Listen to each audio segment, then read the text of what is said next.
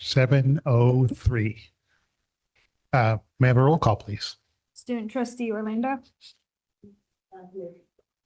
Trustee Gutter. Here. Trustee Gallegos. Here. Trustee Lee. Here. Vice President Tejada. Here. President Walker. Here. Thank you. There was a closed session. Pursuant to Government Code 54-957, the board unanimously upheld public employee discipline of employee 25-002. Item 4B, the board took action in closed session to authorize staff to initiate litigation. Once litigation is commenced, the name of the case and parties will be disclosed to any person upon inquiry, unless told to do so would jeopardize JUHSD's ability to effectuate service of process on one or more unserved parties, or would jeopardize settlement negotiations. I'm sorry, what? Yes. Voted unanimous. The board voted unanimously. Item 9, shall we approve the agenda? Are there any changes to the agenda? Their attachments were added to item 16A2 since it was published. Thank you. Is that reflected on our online agenda for It the is. folks on YouTube? It is currently attached. They are currently attached, yes. We would like to take action on the agenda as modified. So moved. Second. All those in favor? Aye. Aye. Aye. Item 10A, there are board meeting minutes from March 24th, 2026. Move to approve minutes from March 24th, 2026. Second. All in favor? Aye. Aye. And there are board minutes from March 28th, 2026. So moved. Second. All in favor? Aye. Aye. Item 11, I can't read. Recognitions and commendations. 11A is our Jefferson High School Student of the Month. I think that Principal John Harrigan will present for us. Welcome. Thank you. Okay, good evening, President Walker, Superintendent Presta, and members of the board. I am proud to present our Student of the Month. It's my honor to present to honor Sergio Jaden JJ Peralta, a senior who has earned the deep respect and admiration of peers, teachers, and staff alike. Tonight, we recognize JJ as JUHSD's Student of the Month for his outstanding achievements and exceptional contributions to our school community. JJ is a remarkable leader, both in the classroom and on the field. What stands out most about him is his confidence and his natural willingness to step forward and lead in any situation. It's been an honor to watch him grow into the young man he is today. JJ has shown us all that it is possible to be both an elite athlete and an outstanding human being, one who leads with humility, vulnerability, and heart. He sets a powerful example for his peers. He's made it cool to be kind, supportive, and proud of his school. His passion for Jefferson is genuine and unmistakable. Whether he is leading a cheer, supporting a teammate, or bringing energy to an event, JJ shows up as his authentic self. His willingness to be all in, to go big, to be goofy, and to lead with joy has made a lasting impact on our campus. In my 26 years in education, I have rarely encountered a student athlete quite like him. One of JJ's most visible contributions has been his leadership in revitalizing our student cheering section, the Grizzly Den. Grizzly Den was created to bring together athletes, band students, dancers, ASB leaders, and other students to strengthen school spirit and unity. When we were searching for someone to lead this effort, JJ was the very first student who came to my mind and came to most of our minds. I knew he was special, but watching him step into this role revealed just how extraordinary his leadership truly is. JJ is also a key leader in our Unity Day program, Breaking Down the Walls, which challenges students to confront stereotypes and build understanding and connection across differences. From the beginning, JJ approached this role with compassion, enthusiasm, and authenticity. He leads not by seeking attention, but by building others up. Academically, he excels while balancing an intense athletic schedule. He maintains a strong 3.6 GPA while competing in 2 varsity sports. He's been the starting center for our basketball team for 3 years and the starting shortstop and pitcher on our baseball team for the past 2 seasons. His commitment, discipline, and work ethic are evident both on and off the field. You can see that. He showed up right after the game tonight. On behalf of the staff and students of Jefferson High School, we are incredibly proud of JJ and deeply grateful to his parents for trusting us with his journey. He's helped shape the culture of our school in ways that will be felt long after he graduates. He's made Jefferson stronger, more joyful, and more united. Congratulations, JJ, on this well-deserved honor. Thank you for your energy, leadership, heart, and the countless ways you lift others up. You're an exceptional young man and role model. Proud to call you a Grizzly. That's it. I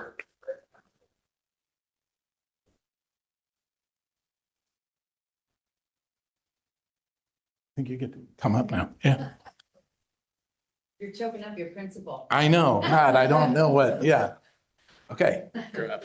Yeah. It's official. It is official. Yeah, it's super official. So there's that. And then there's what I read. Oh, I get to keep that? Yeah. Perfect. Thank you. Yeah. so much. In case you didn't hear it Thank you, all. everyone. Thank you. Yeah. Please. I mean, I don't know. I don't really have much to say. Thank you for everyone for showing up here, and thank you, the principal, for, being the principal and everything. And that was a beautiful speech, and that was great. But yeah, I don't have much to say. Thank you all. Thank you. Thank you.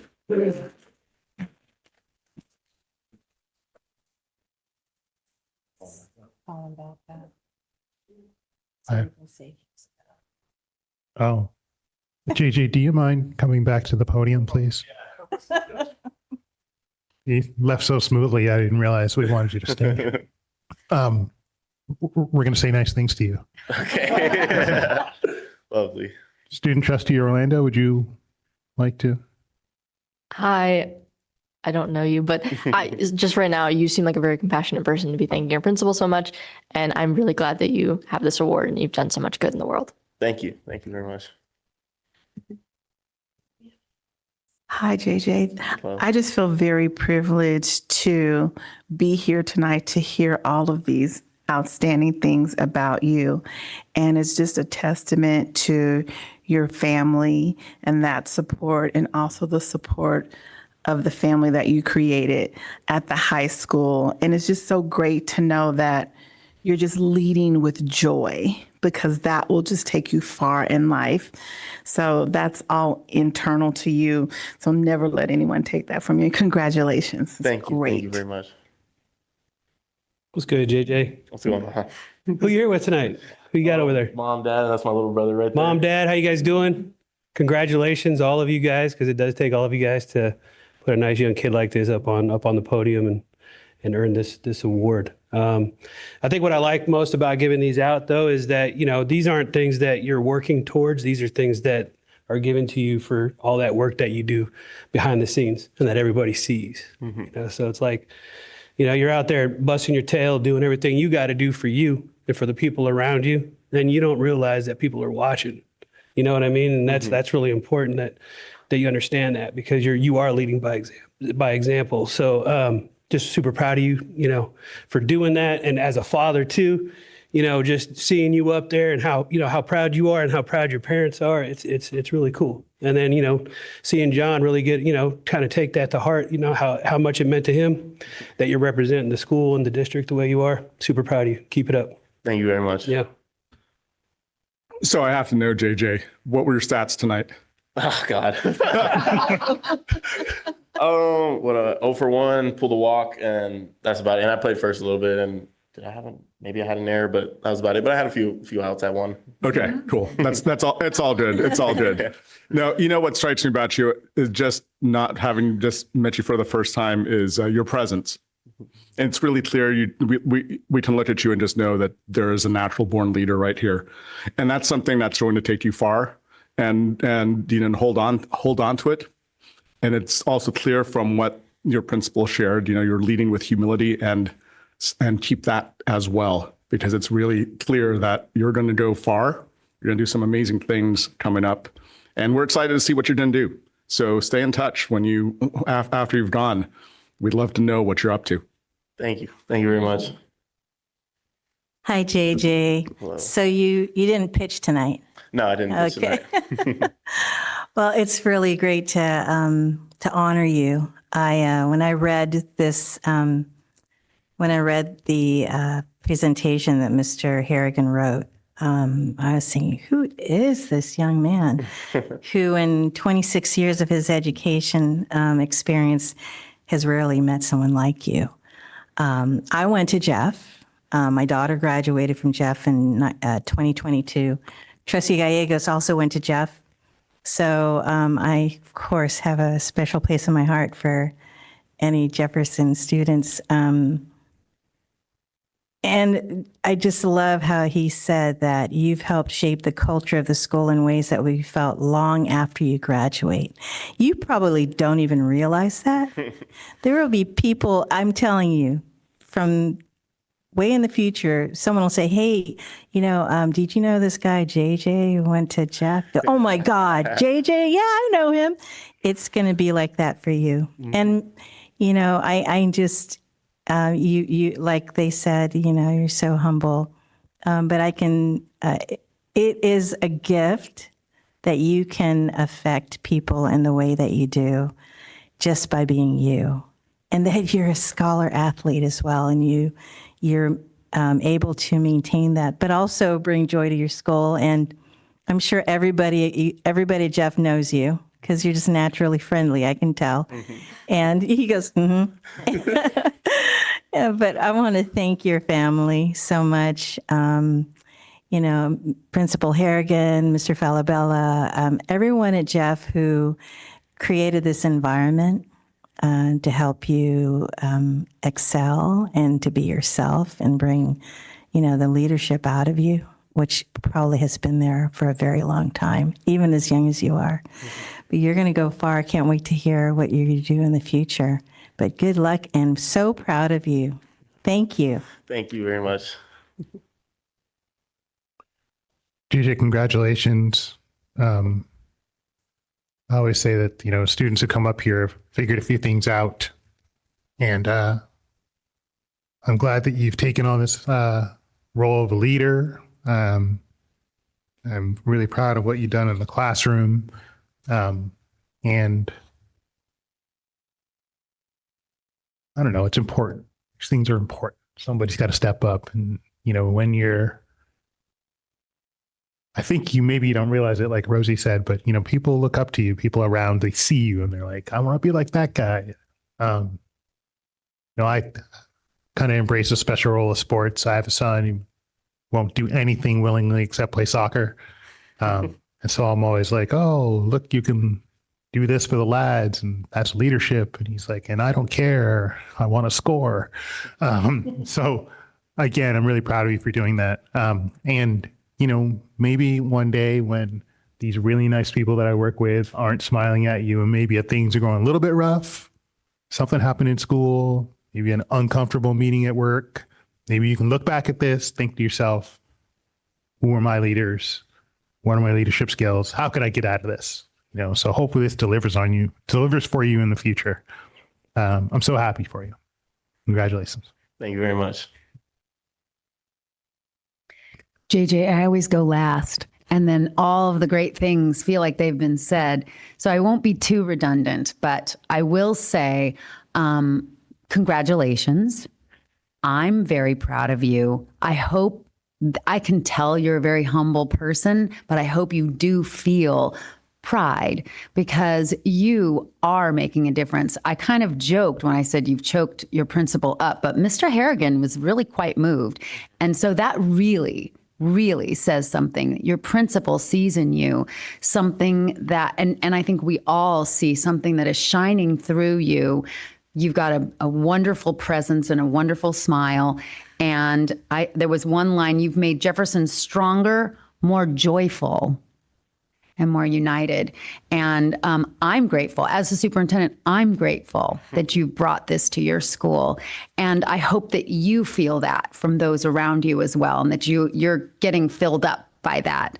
I want to congratulate your parents and your brother and your family, because, you know, you're a team.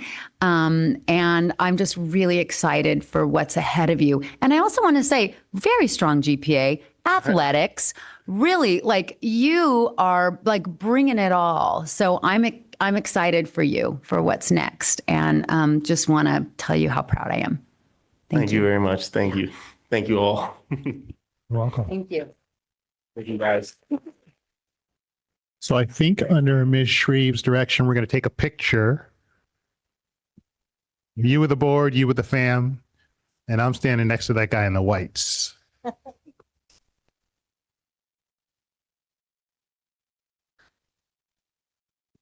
nice. I know. You know what I know with joy? I know. I'm good. I'm good.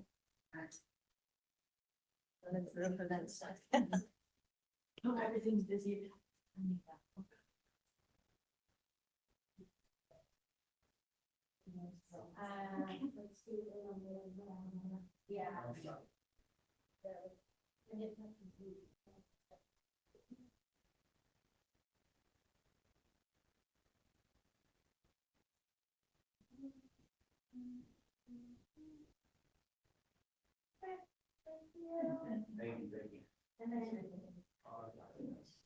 All right.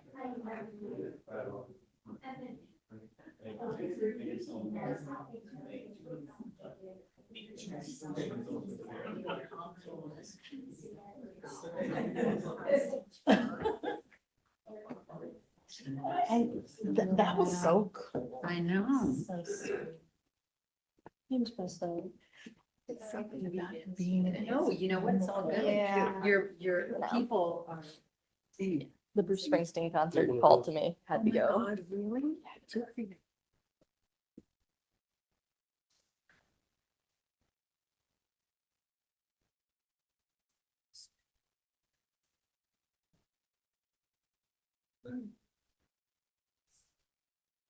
Item 12 is communications 12A board report. Ms. Orlando? Okay, there we go. This is just the update on our school, correct? Yes, please. All right. As Well- many schools as you would like to cover. I can read for all of them. I just don't know what some of the things are. You Okay. don't have to. I can just do mine. Turnover High School. Our new field is officially opened. It got its whole event that happened. Our prom theme was announced, which is Golden Night, and it's going to be at Habanera Bank. We have a blood drive this Wednesday, and we have plenty of donation people. It's going to be so great. Our yearbooks are now on sale. Grad night tickets have also gone on sale. Class of 26 is doing a Raising Dough fundraiser on the 20th.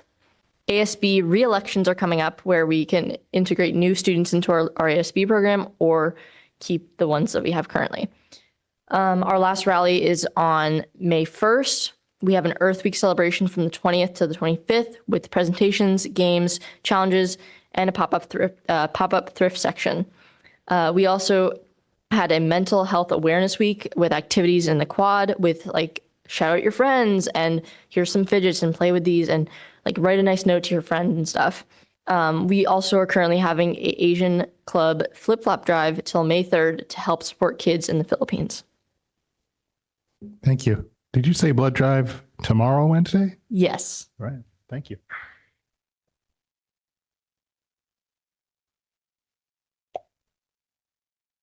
I guess it's my turn. Please. So I never remember how to quite do this, but I was told that, oh, I went to the Terra Nova ribbon cutting of the field. And that was absolutely fabulous. I'd never been to Terra Nova before. And that field is just something I see the entire community being able to take a part of. And I'm glad that who knows how long it took, 10 years or probably 7 years in the making. And I appreciate all the hard work that went into that completion of that that project. I attended my very first board workshop where we worked on a new governance document, and I got to learn a lot. And I also met with Tina so that I, as a new board member, could be more informed about the finances of the school. And I thought that was very important. So I'll continue to do that. And I'm looking forward to all of the graduations that I'm going to be attending soon also. Thank you. Trustee Gallegos? Yep. Well, we were on break, so a lot has happened since then. Let's see. I started off before we left for break. I went to Oceana Senior X, and I wish I had wrote the names down of the two students that I saw first. It was a couple of our students with disabilities, and I got to see two of their Senior X projects, and they were amazing. Really cool to be a part of that. Watch them pass their Senior X project. And then I went and saw later that afternoon, Violet, our own board trustee here, student trustee, do her presentation. And of course, she knocked it out of the park. I'd expect nothing less from her. So that was really cool. And then later that day, we went over to the Terra Nova Sports Complex ribbon cutting. And I do got to say, that field's a lot more impressive than I remember thinking about it. It was going to be, looking at the drawings initially when we had approved it to be built. Took a little bit longer, but definitely worth it. And then Saturday we worked a little OT. We did our board workshop together and did a little, board bonding and good work to, enhance our views as board members together.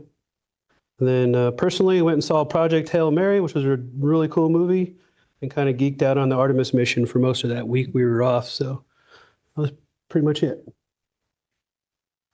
Indeed, I attended all the things that have been mentioned, so I won't go into those details other than I will say it was fun to see the joy on the students' faces at the TN Sports Complex, to see both the softball and baseball teams playing and seeing how the kids were really just engaged and happy, as well as all the band students and cheer students who were there during the actual ribbon cutting ceremony.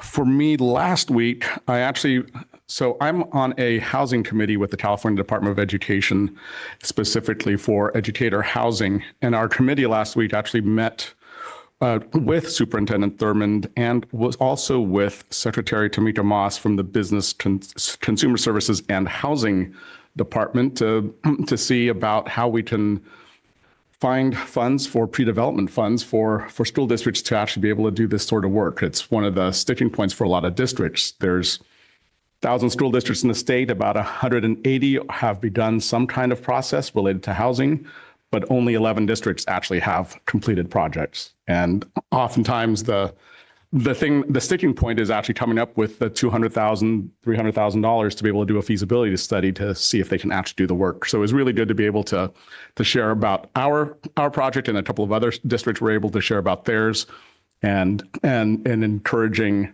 the highest levels of the state to find some money to be able to help LEAs do this important bit of work to support our staff.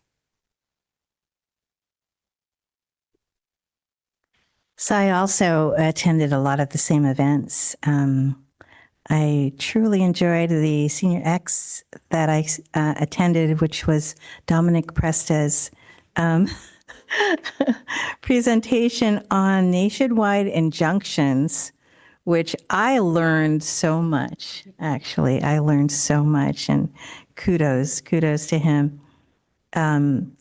I also attended Terra Nova's musical Legally Blonde. It was fantastic. Congratulations to the entire team there. Director Ashley Carcasis, great job. It was super fun. Performances were great. And actually, they revealed at the end, 4 or 5 students they filled in at the last minute. They didn't know until I think that day that they had to fill in. So they pulled it off. They pulled it off, and people just cheered because these students just they did their best. It was amazing because there are a few of them went, I cannot believe that you just went in there and did that. I also attended our Youth Point Health Advisory Board meeting, and I'm looking forward to doing more work with them. Vice President Tejada, what's Youth Point Health? Formerly known as Daly City Youth Health Center. Why, thank you. Now I know more. I attended a few events like my colleagues did. It's nice to see spring in the air. I've seen students outside the district. I bumped into one on a college visit. I encourage people to maybe get out and see a college campus. There's one right nearby. It's called San Francisco. They call it San Francisco State University, just to see the energy and see what's out there for everybody. Also, my family spotted students out for interim, students from Oceana, out in the wild, doing their thing. That's all I have to report. Happy spring. Thank you. I was at pretty much all of the same things that were listed earlier. So the two things that I'm going to talk about are student advisory meetings. So we meet every first and third Tuesdays, the student advisory, and thank you, first and third Mondays, the day basically preceding the board meetings. And the student advisory has added an extra meeting this month because they're going to be presenting to the board at our next board meeting about their work this year. And I mentioned to trustees Walker and Gallegos last night, we were chatting, and we were kind of walking around the room, sitting with the group, seeing their progress, checking in. And honestly, I just have never seen a more engaged group of student advisory kids. They were super focused. They've done such hard work this year. I'm very, very proud of them. And they did it a little bit differently this year. They've sort of taken more direct action than they have in the past. And guess what? Work doesn't all get done. That lots of it will just be started. And there's a lot of students who will be returning next year. So I'm really looking forward to seeing how their work grows. But I'm very excited for everyone to see their presentations. And I'm just super proud of them. And then the next thing that I will talk about is Oceana Senior X. I've never had my own child was presented as Senior X this year, and it was just a very different experience. I've been a community evaluator before. I've just attended as the superintendent, and I'm always very impressed. But this year I got to see what goes into it, and it's mind-boggling the amount of work that these kids do. They literally work on it all year. And the presentation, frankly, is kind of just the tip of the iceberg. I mean, like he worked on the paper all year, 38-page paper. And then we saw, a little snippet. So I know that, my child's representative of all of the students, they're all working this hard. So just so impressed with what goes on at Oceana. And that's all of the staff members mentoring the kids, and then the kids doing that hard work. So I was just really impressed. And the time of year, again, having a senior in high school and, making those final college decisions, I'm getting a different vantage point on what our students, are doing in their senior year. It's quite a busy time. So that's it for me. Thank you. Any board subcommittees that need to report out? Seeing none. How about the highlight of tonight? The AFT Local 1481 report. Something I would never forget. Thank you, everyone. I'm going to make it quick so that Mr. Ed Lopez can have more time.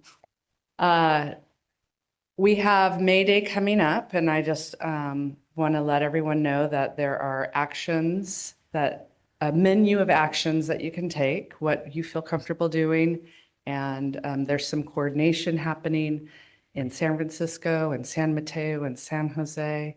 So please look at our website and see what there is available for you to do to support May Day. That's a Friday, May 1st.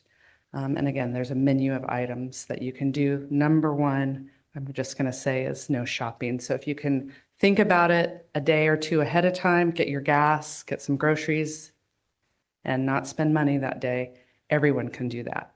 Even if you don't feel comfortable not coming to work or not coming to school or whatever it is that you feel comfortable doing. So there'll be more coordination later. And I think there was something else I was going to say, and I don't remember what it is. So that's all. Thank you. Thank you. Item 14 is the consent agenda. Are we going to keep all the items on the consent agenda? So moved. So move to approve consent. Second. Okay. All in favor? Aye. Aye.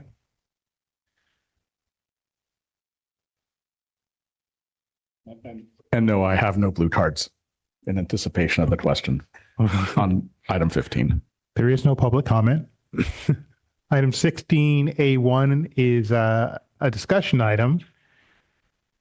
And this is a presentation from the community. Really having a tough time tonight, I'm sorry.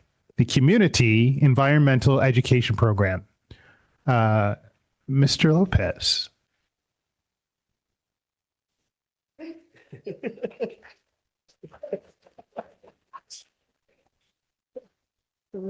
Good evening. Welcome.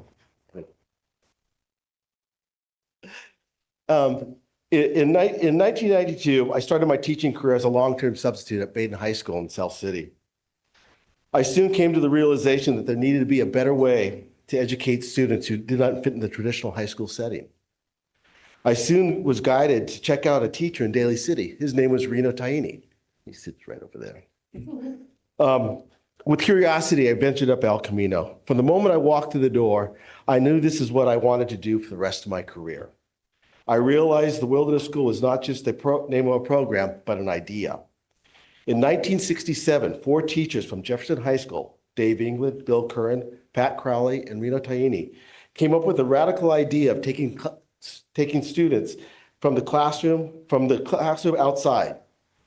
Soon afterwards, a 5th teacher, Abe Evnovich, expanded the program to Ceremony High School and eventually moved it to Oceana High School. As the 70s progressed, Reno and Abe forged ahead. When Abe retired in 1997, I was finally able to realize my dream of being a teacher at Wilderness School. When Reno retired in 2003, Caroline Bird, a longtime volunteer and intern, stepped in 2009. Since 1967, the Wilderness School has created and evolved its curriculum to fit the needs of our time, but more importantly, the needs of the students. But what is Wilderness School? What it's not is outdoor education. It's not a place where kids go camping. It's very important to understand the backpacking trips were not primarily about backpacking. They were about finding out what was possible and learning to believe in oneself. But backpacking was the best way to learn this lesson, and it was also a lot of fun. Our mission statement says that the Wilderness School is a socially and environmentally committed program. Our people and our resources are dedicated to the improvement of people and places through our direct involvement with our community. We fulfill this mission statement by centering the curriculum on 2 essential principles: kids teaching kids and the recyclable tradition. Our guiding belief was that older students were more effective than teachers in delivering and translating the curriculum to newer students. As the semester progressed, the tradition recycled. Recently, a colleague labeled this guided autonomy. Walking through our classroom, there are signs that read trust, believe, and choice. There are images of students doing what was once thought the unimaginable and an impossible. Those images are saying out loud, if I can do it, so can you. And it worked. What did they do? They hiked through the wilderness in all conditions, carrying a backpack that they could barely lift on their own, held strangers' lives in their hands at the ropes course, trusted others with their physical and emotional well-being. trained hundreds of police recruit officers from the San Francisco Police Academy, facilitated discussions on gun violence and domestic abuse using videos produced by Wilderness School students, delivered home meals to people living with HIV, constructed and maintained an award-winning school garden long before it was fashionable, led elementary school students on field trips throughout the Bay Area, taught them graffiti painting, poetry, reading, and math skills. The list goes on, but bottom line, they showed up asking the question, how can I help? The shirt that I'm wearing tells the story of the Wilderness School. The picture of the mountains and the seagull tells us that we may not be far from home, but we may be far from home, but we'll always have the connection to Daly City and the coast side. The peace sign on my back, the peace sign outlined with the profile of a student's face along with the tree and the deer. This image tells of the intersectionality of the environment, the students, and the idea of do no harm. Numerous articles have been written, a TV special report, an award-winning documentary, multitude of awards, including several Kent Awards, and Wilderness students have earned the United States Congressional Award for their service to the community. There are numerous members of the community I'd like to thank. First and foremost, the Jefferson Union High School District, the Board of Trustees, and all the staff for their unwavering support. To all who called us, who started a conversation or an email with, I got a kid. To a very special thank you to Bill Somerville, Don Hawk, and everyone at Philanthropic Ventures Foundation for the belief and commitment through their constant financial support. To Seth, Dimel, and Doug Morgan, the cowboys and cowgirls of Aspen Meadow Pack Station, especially Reno Sardella, Laverne Literal, and Josh Bloom, it would be an understatement and too inadequate to put into words our gratitude for their support as we traverse the high Sierras. To all the volunteers who gave back because Wilderness worked for them and they wanted to work for others. Without them, the program would be at very best difficult, if not impossible to run. To the town of Colma for their unwavering belief in our mission, the city of Daly City, San Mateo County Parks and its foundation, the San Francisco Police Academy for the belief that it's never too late to build better relations with youth, and to the families and students who trusted us. And my gratitude to my family, my partner, Christine over here, son and daughter for tolerating or possibly looking forward to my long absences. What will I miss most of the Wilderness School? Witnessing students realize their true potential, that they can contribute, and more importantly, that they are needed. Many of these achievements were small, something I refer to as micro successes, but they paved the way to greater success. Often returning years later, saying how much their time at Wilderness mattered.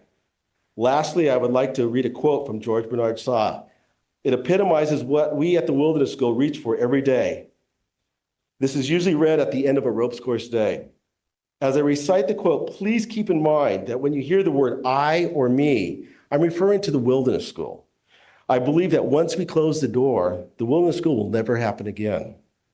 This truly is the joy in life, being used for the purpose recognized by yourself as a mighty one, being a force of nature instead of a feverish, selfish little clod of ailments and grievances, complaining that the world will not devote itself to making you happy.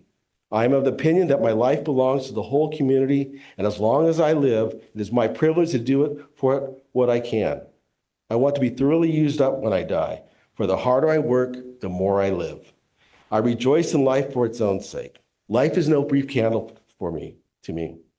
It is a sort of splendid torch which I have got a hold of for the moment, and I want to make it burn as brightly as possible before handing it off to the future generations. Thank you.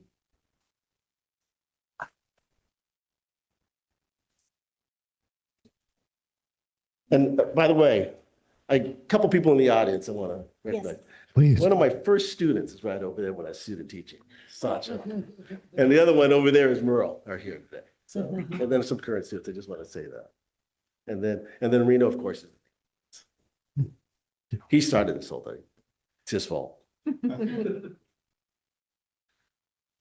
Thanks, Ed. Any discussion, board? Hi. Hi. I'm from Terra Nova, not from Jefferson, but It's I would okay. just like to say that this program looks incredibly interesting, and I think it's fantastic, really. I think this is a great program that a lot of students could use, and Same here. It's amazing that our district has it at least one of the schools, and maybe one day it could be at all of them. I think this is a very interesting program. Well, it's hard to say. It's ending. Oh, well, sorry. Oh my God. No, it's just like your speech was so nice, and then the photos, and I was like, oh my God, this is so nice. It's like a community. You're good. I was totally listening. I'm so sorry. I was in two separate places. I was like, this is so nice, and I hope it continues. I'm so sorry.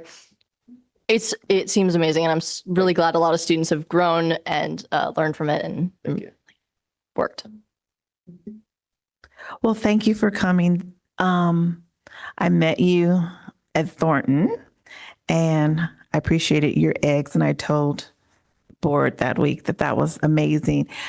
I am so sorry that this program is ending, but the love that you and others have poured into the program just is filled this room right now, and just the benefits are just immeasurable, especially when you taught those youth that they have potential and that they're needed in the world. And I think sometimes kids feel thrown away and they don't feel challenged. And I think this program was able to bring out some of the best in them. And that was because of the structure and you and all those that work with you to provide that. So thank you. Ed, how you doing, Ed? All right. First of all, yeah, the eggs were smacking. My wife and I had some really good avocado egg toast with those, and they were really good. So, second of all, thank you for all your years of leadership with this program. I think we talked, and I was at Thornton maybe like the year before you came in, or right around the same time. I started full time in 97. Yeah, so I was 95 when I was there. But I was there in 92, 93. Well, but just listening to it, I was thinking to myself, I was like, how did I not get into that program? I would have rather, I think I would have rather have done that than, just be, at school trying to figure it out. It seems like something that was more along the lines of what probably would have done me a little bit better at that time. But it is amazing to hear, all the lives that you've touched through this program and all the support that you've had, at the school, and having your students come back and support you here and kind of see it off. It is sad that it is going away. I know when I first heard about it going away, I was like, wow. Understandably, though, I think we know why. So, but it was an amazing program. You did an amazing job with it while you had it. Thanks again for all your years of hard work there. Appreciate it. Ed, I know we talked quite a bit about this at the Thornton site meeting, but I do want to say, and I know I've said this to you multiple times over the years, but I think this was one of the first site visits I had as a new board member back in January of 2016, and I had been appointed November 2015, and coming over with my wife and actually watching you speak to the parents and the students about what was expected. And that you're upfront and honest about what these students needed, that they needed to be able to just do the basics. Yeah. Not to worry about the academics. It was just about being straight up and being themselves. And I remember just being really taken by that, and by your honesty and your approach, and the realism that the parents needed to hear. And I appreciate what transpires with each cohort of students that comes through, just the amazing growth that each of them go through, and as evidenced in this room. So I just want to say, as a friend, thank you. Welcome. Really, just thank you so much for your years of service to this district, and especially to the students. Hi, Ed. This is so sad to me. I'm trying to keep it together up here. I know. So I grew up like 3 blocks from Thornton. And sometimes I would walk that way to get to Jeff, or I'd walk that way to get home, just for a change. And it was always a school where kids were building things, or they're planting things, or I go, what are they doing? This is a high school, but we don't do this over where I go to school. But I have two friends who went through wilderness school, and it was like a badge of honor for them. Denise Bibiano and Christine Serrano. Yeah, so it said it was so hard, but when they went through it, it was just life affirming, you know. And my siblings went to Jeff, classes 65, 66, 67. So I had all these yearbooks I would look through because I said, I'm going to go to that school. I'd look through all these yearbooks and I would see Reno Taini in these yearbooks. And every year he would be, he's so clean cut, you know, got the tie, everything.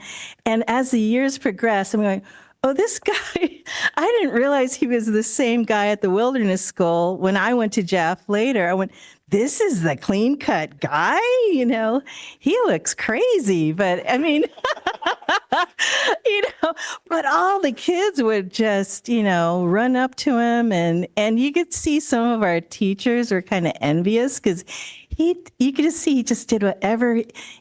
It was this thing, you know, an aura about Reno Taini, you know. And then when I met you, I went, this makes sense. I love that you're running wilderness school, you know. And when we celebrated, I think, the 50th anniversary, all these students came back sharing all their experiences and how it changed their lives. And you could tell that there was a real brotherhood and sisterhood between all the grads who went through wilderness school. And I would just felt really humbled that I could be in the same room because they were also students that people I went to school with also who were younger than me, but went through wilderness school. And, you know, it changed their lives. It gave them direction. And I love that its students realize their true potential. And I hope that we can, I know we talked about this at the school site meeting, that some form we could, you know, still have some form of SEEP. I don't know. But this just makes me so sad because it's such a special program. And just thank you. Thank you so much for everything you've done for our district and for all of the generations of students.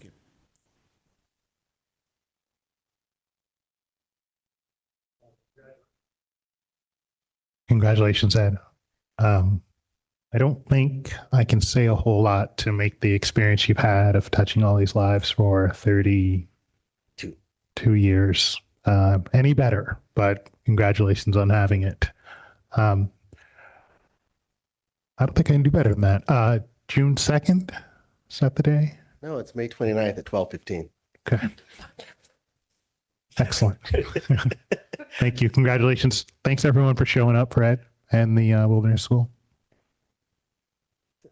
Thanks. I was going to say congratulations on the fact that you are retiring on May 29th at 12:15, which is a large reason why SEEP is going away. I too am saddened, and I'm also just grateful for the work that you have done and Reno and everybody who's been involved in the Wilderness School through all these years. It's very, very clear that you have all made a very lasting impact on many, many lives and brought a lot of goodness to our students. And for that, I'm very grateful.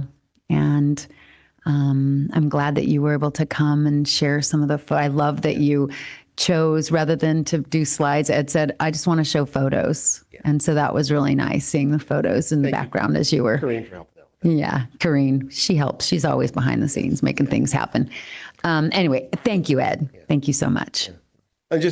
I also have like three of my not former, but three principals. They had Doreen and Monica and Denny were also principals here up at the school. So that's awesome. Yeah. Okay. Okay.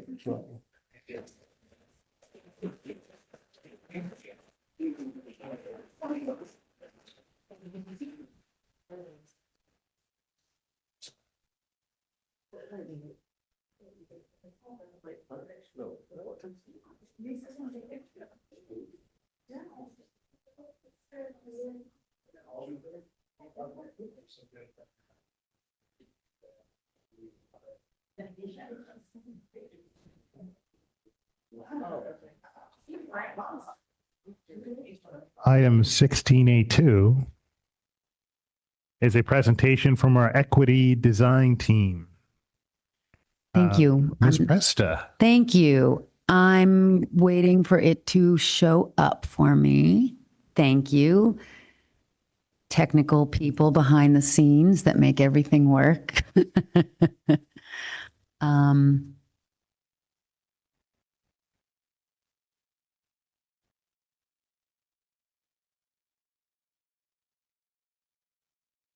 Wait a second.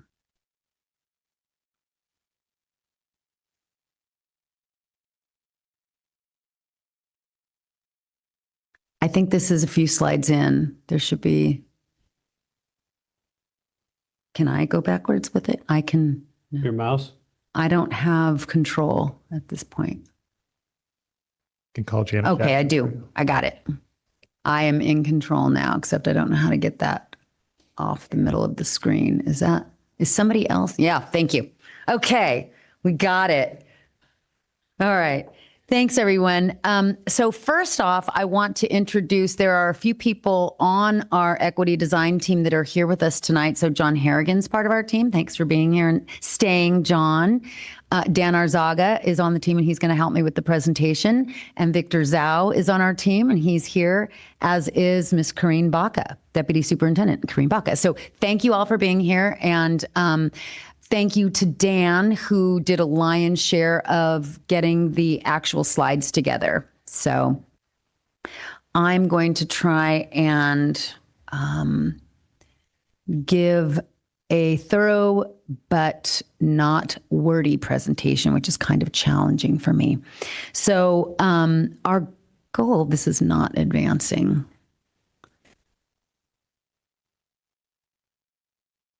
Should I just ask you to advance? Do I have control on the keyboard? Sorry. Can you just give me the clicker? Thank you. They gave me a keyboard to use, but it's not working. Thank you. Okay. Okay. So the purpose of the presentation tonight is to provide information about the broad work going on in our district in service of our commitment to dismantle systemic inequities, ensuring that all students develop a stronger sense of belonging and thrive in engaging learning environments.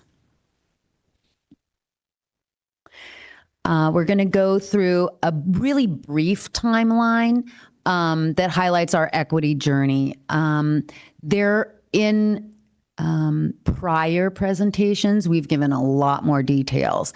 So we just wanted to give the highlights tonight and then focus more time on what we're doing now.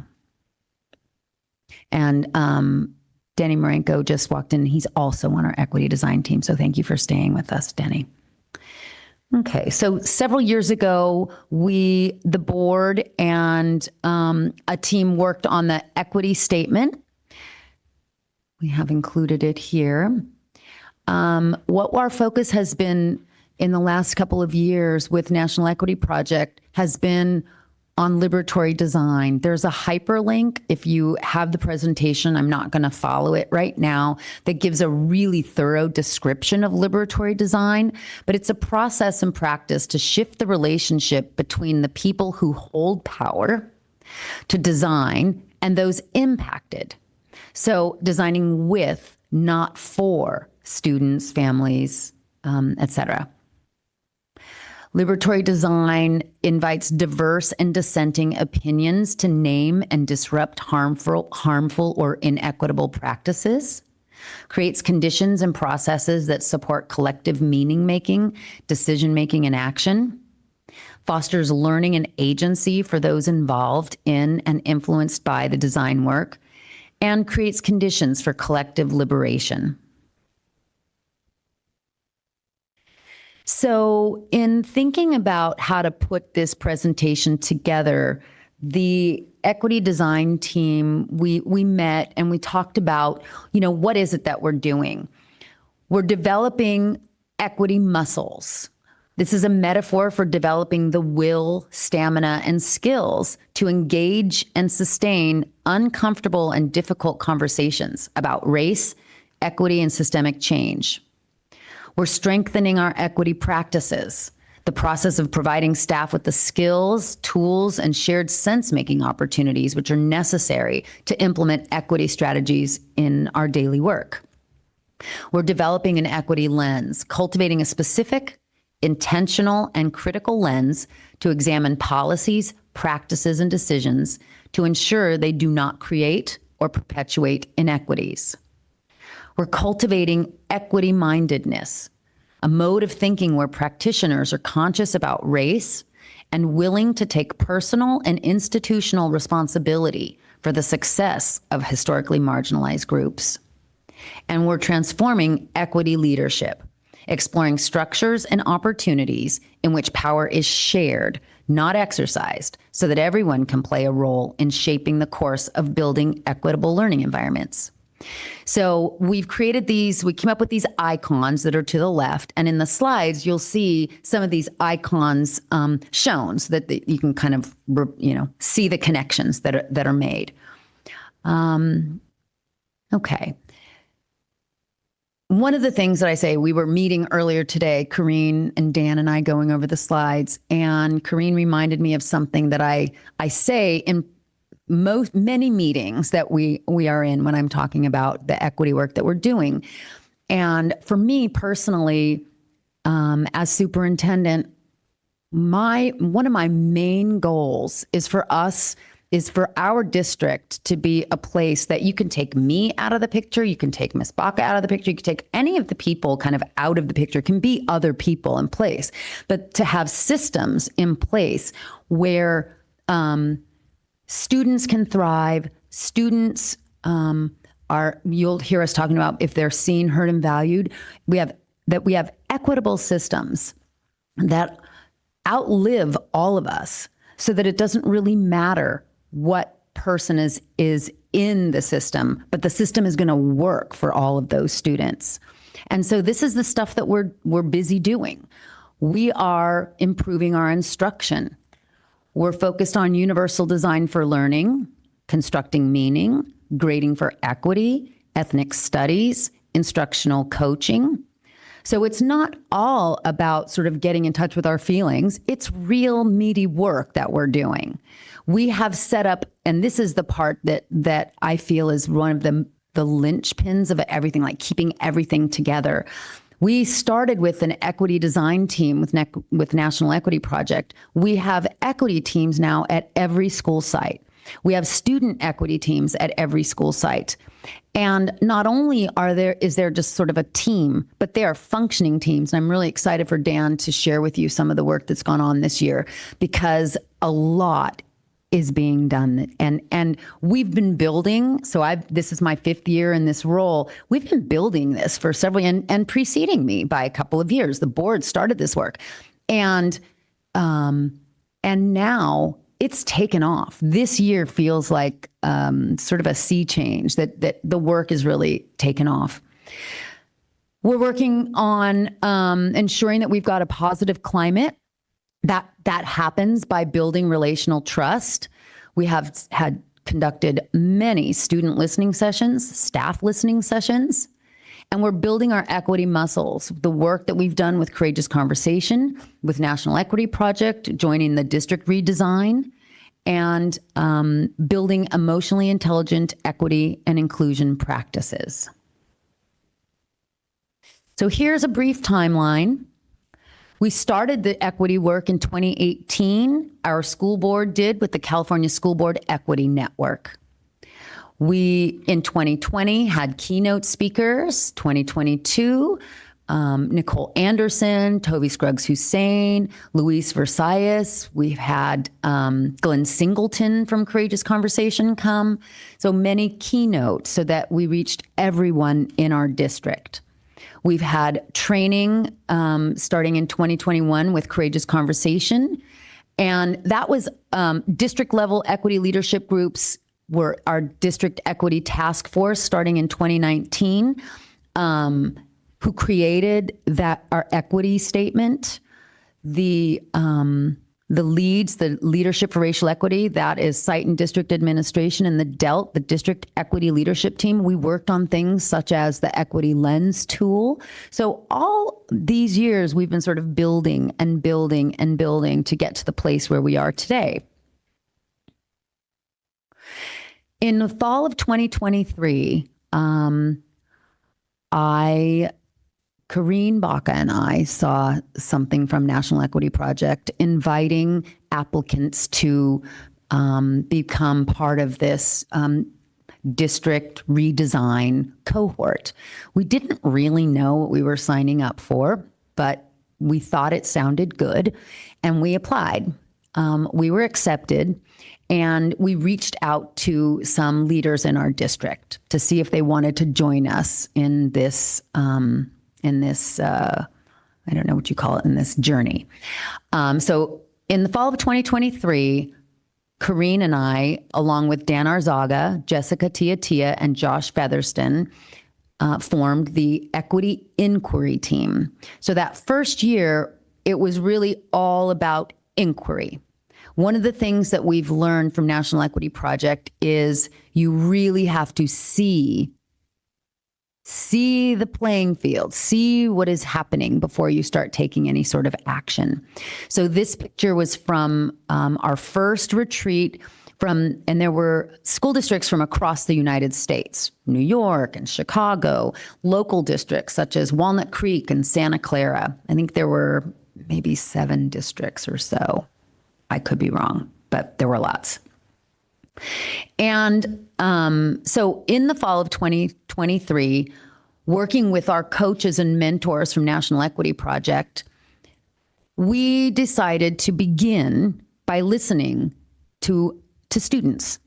And I'll be honest with you, it was a little bit scary. We weren't exactly sure how to go about that. The year before, Kareen and I had spoken to students because we had the equity lens tool, and we wanted to meet with students to get their ideas, to hear what they thought about that tool. And they turned into listening sessions where we said, well, if you could change something about your school, what would you change?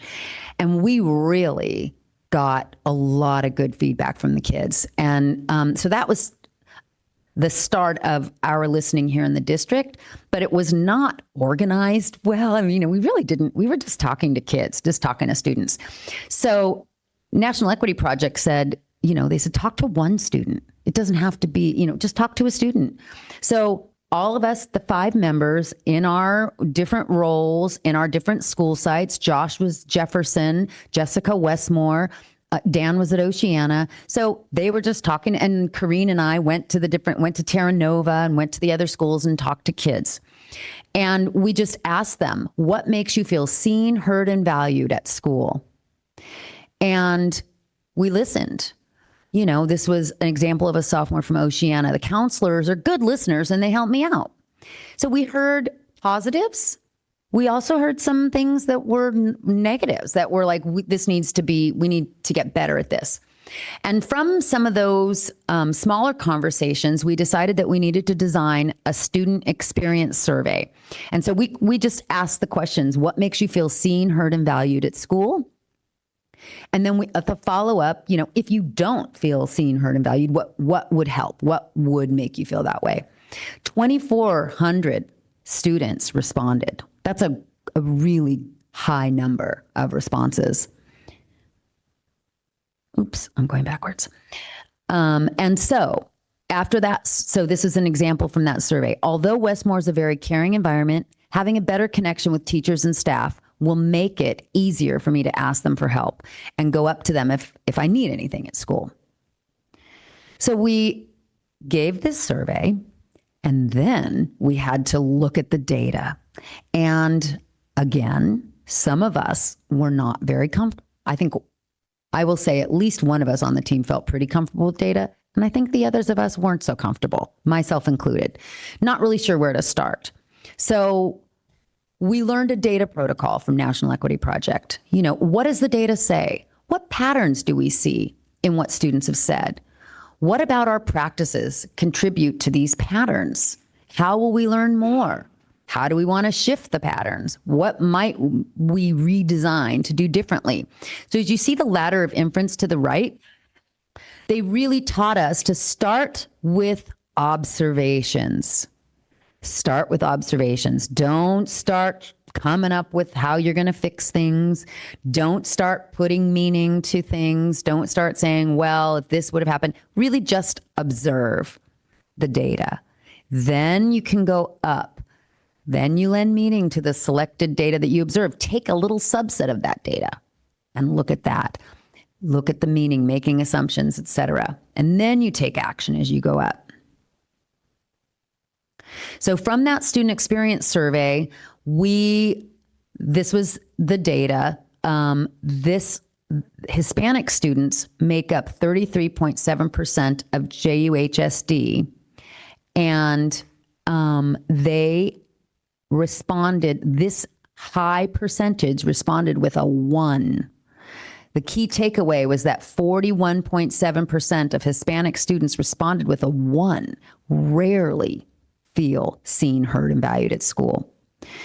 There were a lot of different data points, and we spent a while deciding on where to focus because frankly, there were lots of data points that were, troubling to us. But we decided that we were going to focus listening sessions on our Hispanic students, that's where we were going to start. So we had a surge of listening sessions beginning in 2024. We decided to create more time and space to hear students' voices. So over 25 listening sessions with groups of usually 4 to 7 students were conducted throughout the district at every school site. The focus of the sessions ranged from overall student experiences to hate speech to sense of belonging and being treated fairly. Some sessions grouped Hispanic students together. Other sessions then grouped African American students or English language learners together. So at the beginning, we really focused on those Hispanic students. And then as we were moving through, we focused on some other subgroups who had rated their experience low. 4 listening sessions with staff were conducted at Westmore and Jefferson. Topics range from microaggressions to reflecting on how they engage with and offer support to students. Okay. So in the fall of 2025, that first year we called ourselves the Equity Inquiry Team, or National Equity Project called us the Equity Inquiry Team. Year 2, we became the Equity Design Team, and that's when we started designing some things. And we were the Equity Design Team that second year, but we didn't add any members. So some school districts in that year 2, when they were starting to make some design, they added members. We, however, decided that we wanted to remain 5, which was they kept calling us small but mighty. We were a small group, but we wanted to sort of, I think, make more progress on what we were doing before we expanded our Equity Design Team. So in the fall of 2025, which is the beginning of this year, we expanded our Equity Design Team to include John Harrigan, Matthias Johansson, Maritza Torres, and Denny Marenko, and Victor Zhao. And one of our team members had to step down because he had so Josh Featherston had a lot of other responsibilities at Jefferson and decided that he wanted to focus on those. So this was our Equity Design Team beginning this year. In the fall, we met with I don't know what they call it, the district convening, and it was the whole country, I don't know if it was West Coast or the whole country, came to Oakland in the fall of this year. And we always do lots and lots of learning with National Equity Project. And the result of that day, or those few days actually, was our Equity Design Team creating the Equity Challenge Cycle. And when I saw John earlier, I said, John, I might call on you to help me because he's really good. He is the graphic designer, number 1. We gave our ideas and John helped with the designing. So I said, Would you like to come up and help me, John? Or if you want, you can come up there. But what we did is we created this equity challenge cycle. So if you look at the bottom and you see Engage, Act, this is a graphic that National Equity Project uses to explain, you notice when we're talking about the data, you notice and you reflect. You don't go straight to action. You have to see what's happening. And then you engage and you start asking more questions and engage. And then you take action.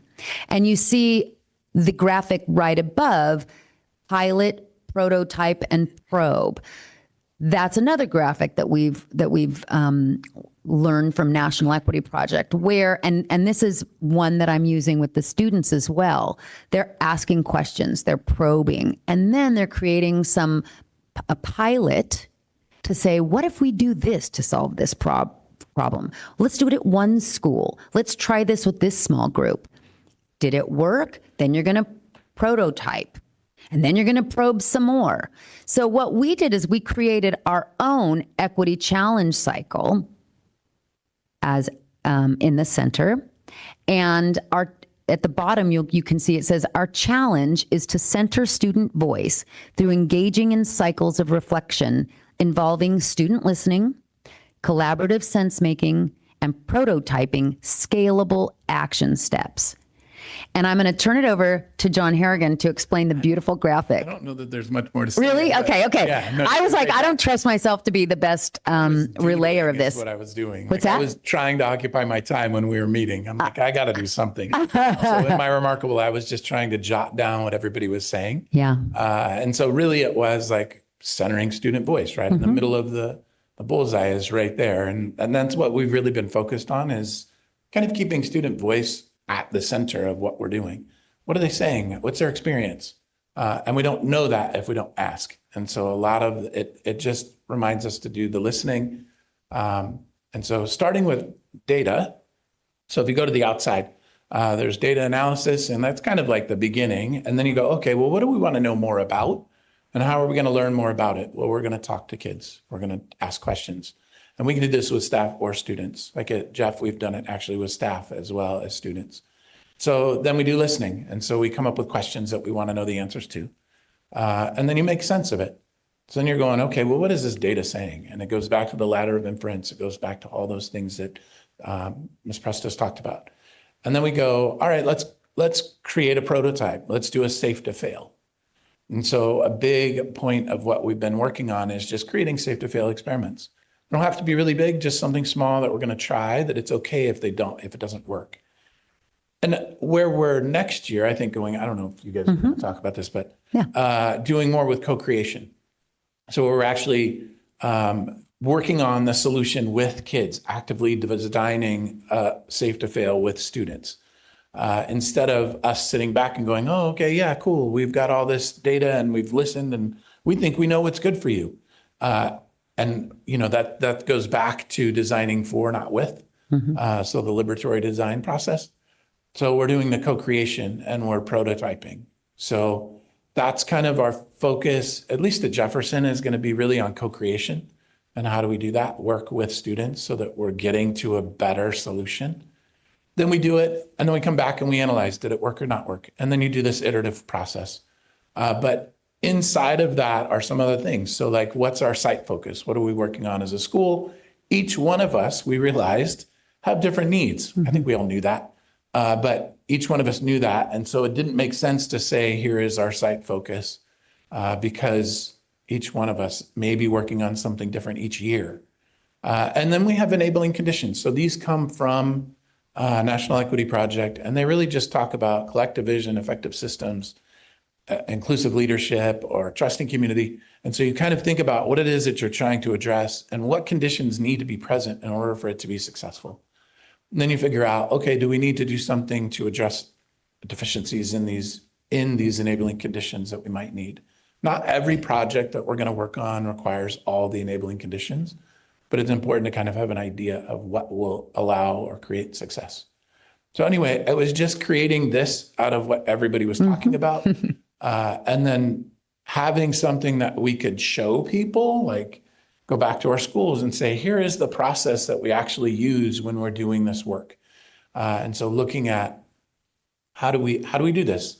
And how do we make it clear that it is this iterative design process that we're really using student voice at the center of all this. So anyway, that's Thank you. enough. Thank you. Yeah. No, that's beautiful. I'm really happy that you could help. Thank you.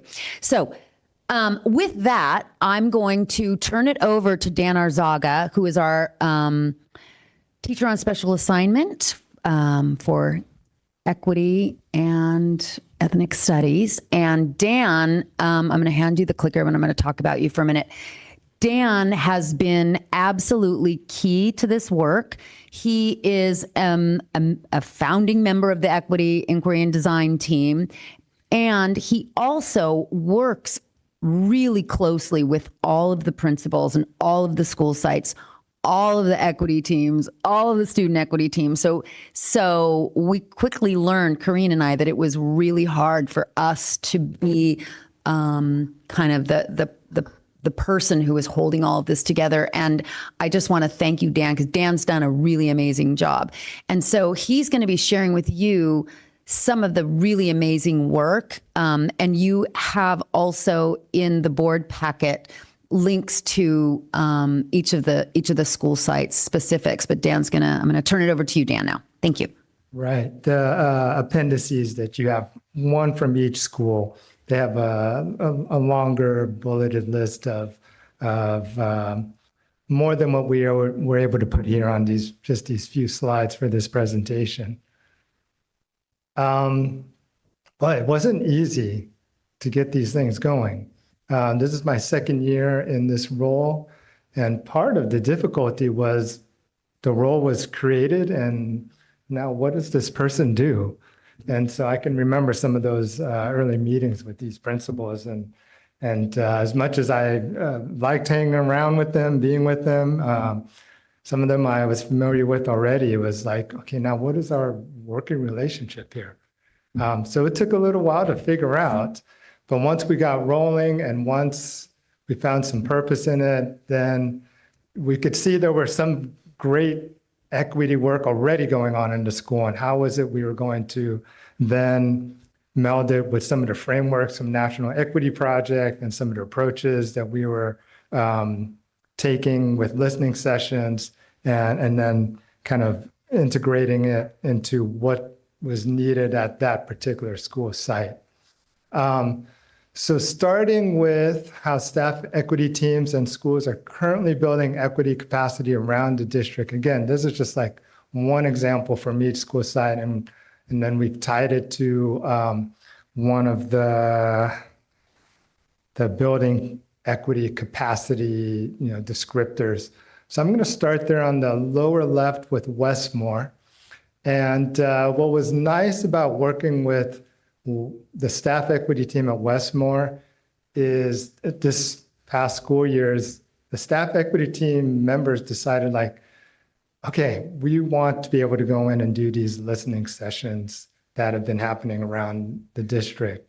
And so it was a great example of the staff equity team members wanting to strengthen their equity practices by, I went in and did like a listening session with them and modeled it for them. And then they went and did 6 separate listening sessions with small groups of SLE students learning English. We all had a common set of questions, and some sessions were done almost entirely in Spanish, because thankfully the equity team member was fluent in Spanish, and we're able to do those sessions in Spanish. And then we had a couple data review sessions after those listening sessions. And so it gives Westmore some great direction going into next school year.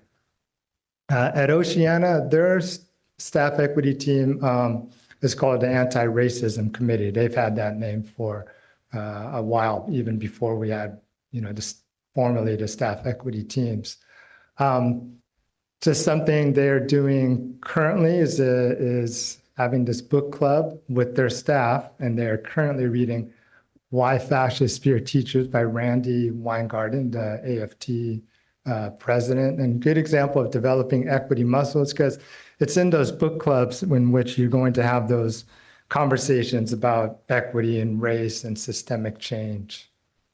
Up towards the top, Jefferson they've been conducting staff training the last few years around how to look at data. So even before John became part of the equity design team, because they'd been they've been having discussions about National Equity Project data protocols, and they knew what we were doing with the EDT, the Equity Design Team.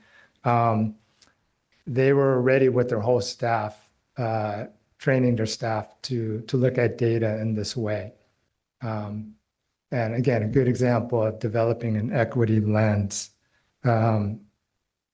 Over at Thornton, they are shifting to a school-wide project-based learning model.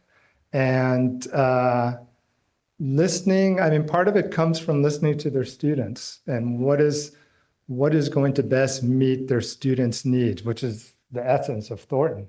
Again, a good example of cultivating equity-mindedness, because it's the school site itself as an institution taking responsibility for meeting the needs of its students. And then at Terra Nova, with Terra Nova, they have they've identified their equity challenge as how can we make calling out hate speech feel possible, safe, and the norm for TN students and staff on and off campus. And so one thing they identified as a need was we need to do some discussion, some training with our staff about these microaggressions that are happening on campus and in our classrooms. And the staff equity team decided that they would, it wasn't just going to be, the principal up there and the admin giving some sort of, slide deck show of what microaggressions are and so forth. They were going to have the staff equity team facilitate this and then do some activities with the staff. And so it's an example of transforming equity leadership, because it's the equity work is being spread out. Okay, and I'm going to move to the next slide. And again, I've put down there at the bottom, transforming equity leadership, because with the establishment of the student equity teams at all the school sites, it is about how do we design with the students rather than for the students. I'm going to start with Terra Nova in the bottom right-hand corner, because that equity challenge that they have, it is a school-wide equity challenge. So with the staff equity team taking on some PDs, facilitating PDs with the staff, the student equity team decided that their community engagement, their school community engagement for this spring was that they were going to go into each of the ethnic studies classes, all the ninth graders, and do a lesson on microaggressions. So kind of the same sort of content that the staff was getting in their PD, and then do a step-in activity to encourage empathy. So for example, it's a kind of activity where you make a statement like, I come from an immigrant family. And if you also come from an immigrant family, then you would step forward or step into the circle, and then you have some sort of small discussion about it. So that each of these student equity teams is coming up with some sort of project this spring, some sort of school community engagement, and each is responding to what they saw in the data review of the student experience surveys, what they saw in their data review of the listening sessions. And so each one here is different, like could be vastly different. At Thornton, they already have a structure of Friday community circles. And so they're in the student team, student equity team, they have decided like, okay, how can we include more student voice or input into those Friday community circles? So one example is there's usually some sort of like quote or wise saying that's included in that Friday community circle. And so, maybe from time to time, could the students choose that quote? What is something that resonates with them, and they can bring that to the community circle. And so taking an existing structure and how can we have more student voice and creative input from the student equity team. Up at the top, Jefferson, they will be creating an interactive unity wall in the courtyard area to foster a sense of belonging and empathy.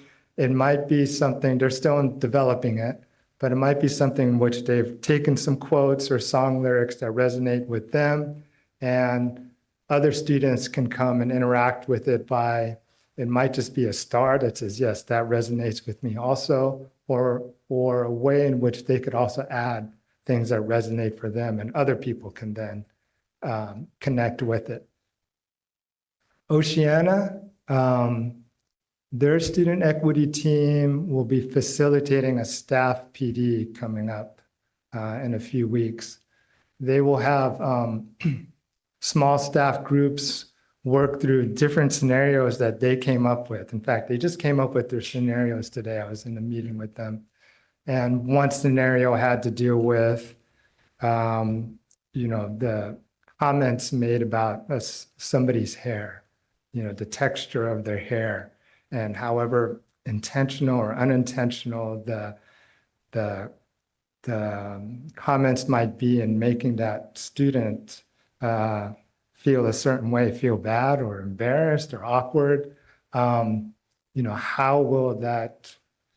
might the staff or a teacher decide to intervene in that moment?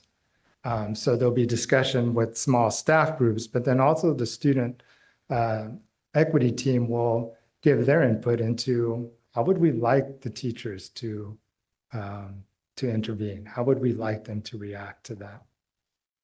So they will be facilitating that staff meeting, that PD, here in a couple weeks, and they've generated the scenarios, and they will have action options in order to help guide their interventions. At Westmore, one thing, what they had seen through their data review is that in the change to the block schedule the last couple of years, that it's like they felt like, oh, we needed some break from these big blocks of academic work. And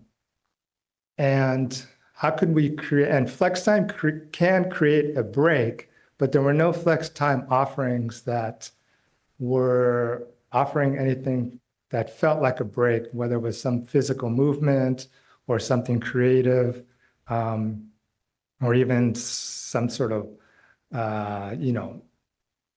walk or anything like that. They were all academic driven. So their idea was to use flex time offerings as have a few offerings that would feel like a break, but how can we structure it so that we are building in ways for students to connect? Because that was also another need that they saw, that we needed to create ways for students to have a better sense of belonging and to make those connections. So the agenda or the structure of the flex time will always include something in which students have to connect by name, or something they have in common, or something in which they have to talk to one another before the actual activity of whether it's games or taking a walk or doing some sort of physical activity.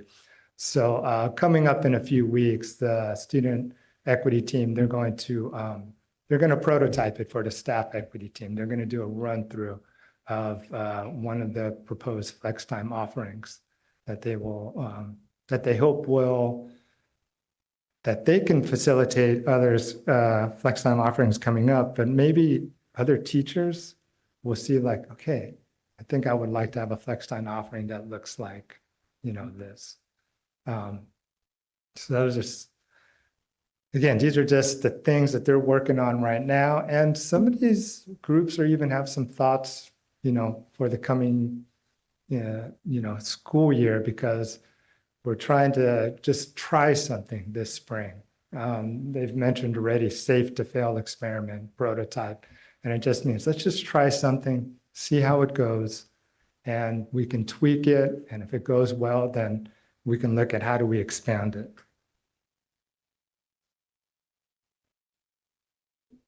And our future goals.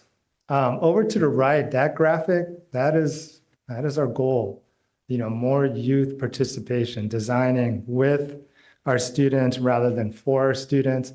At the very top, I mean, that would, those two at the top, student initiated and directed would be great, and student initiated and the decisions are shared with adults. I mean, that's the goal we're striving for. We got to work up to it. What's nice about working with the student equity teams is not only working with the students, but for myself, working with all those student equity teams, I'm also working with different staff, teachers, admin. So, at Terra Nova, the advisors for the student equity team are Megan Carey, principal, and Juan Venegas, campus supervisor. At Westmore, it's Diana Villalobos, who's the student liaison, and Ran Boato, kind of a jack of all trades in the office. And, again, at Oceana, Principal Maritza Torres and Counselor Matthias Johansson, and at Jefferson, math teacher Kristen Ashford. So our student equity team advisors, when it comes to just that idea of transforming equity leadership, it is spreading not only to more people, but more people who have different roles within the school district and at their school sites. And it's nice to spread the leadership out that way, and then to kind of spread it out to our students in that way too. Our future goals: continue to partner with NEP to support JUHSD moving its equity work forward. It's like they've provided so much guidance in what we do that we know that we want to continue our partnership with them. Develop student leadership skills and agency by partnering students and adults in co-design of safe to fail experiments, prototypes, and sense making about impact and decision making. I'd say, especially in the last part about the sense making and impact on decision making, I mean, it's for some of our student equity teams, they've only met a handful of times throughout the school year. It's like, we were trying to figure out, are we going to meet every 2 weeks, every 3 weeks? We're using flex time, and sometimes during flex time, those students, they have to go and take a makeup test. They have to go and talk to a teacher about a project. And so we're still trying to figure out, like, how do we make good use of our time and still move this work forward? 3, sustain and expand listening sessions throughout the district. It was great to have student equity team members at Westmore do the listening sessions. I had done a lot of them at Jefferson with Josh Featherston that first year. And so it would be great to kind of use that model, what happened at Westmore, and get other teachers or staff at other schools to do the listening sessions. Again, expand and spread out that equity work. And we want to especially uplift voices of students who are typically not heard and who are experiencing equity when it comes to positive school experiences and schools meeting their needs. So there's as many students as we've already listened to, there's still a ton more out there who we need to listen to. And then 4, something we're hoping to do in the fall is create an opportunity and create more opportunities to better engage with our JUHSD families. We want to listen to the students, but we also want to listen to the families. And how can we create something in which we can get the families to come to an event and create some engaging activities to get a sense of their story, their thoughts, and to add to the overall narrative of what's going on in this district? And how can we then move that work forward and designing not only with our students, with our staff, and with our families too, to create just more engaging educational environments where we have a better sense of belonging throughout the community, students, staff, families. Okay, thank you. Thank you. So I want to say we've got many of our equity design team members here. So I don't know if the board wants to, any of us can probably answer. Dan and I just presented. So thank you. Thank you. Equity design team. Thank you. Any comments, board? I have a Trustee Lee comment. looks ready. I have a comment. Number one, I appreciate the attention to dealing with this complex issue. So I'm really glad that Jefferson Union has this design team to deal with the complex issue of equity. And I also appreciate that you already understand the importance of the systems being in place regardless of who's in leadership, because we see some of the adverse effects of systems that were put in place a long time ago. So I'm really excited about that. It just really reminds me of a very large capstone project that's just ongoing. And just in my opinion, the most critical part is the listening. The listening, well, then the data is very important too, because just the surveys and the responses that you got, and that you're letting the data direct the future. And those listening sessions are so important, where people just don't feel heard. And I'm glad that you're tailoring it differently to the needs of the schools, the individual schools. I'm just excited about this. I'm just glad to be on the board here, because this is wonderful work. So congratulations for everyone who's involved in this. So thank you for this. Yeah, just a couple quick comments. First of all, thank you all for laying the groundwork for this big undertaking. We've heard a lot about it, kind of tidbits here and there from Superintendent Presta. And so to get this presentation, to kind of get an overall feel for all the work that you guys have been doing and putting into it is, it's pretty impressive, actually. There's a lot going on. And like Lysandra said, just kind of seeing how you're individualizing each, school's tasks for their students and what you got to do for each school. It's an ongoing, it sounds like a big ongoing project. 2 years in, you guys are kind of just getting started. I think I'm really anxious to see, what comes of this. The goals with, the student equity, or the equity project in general.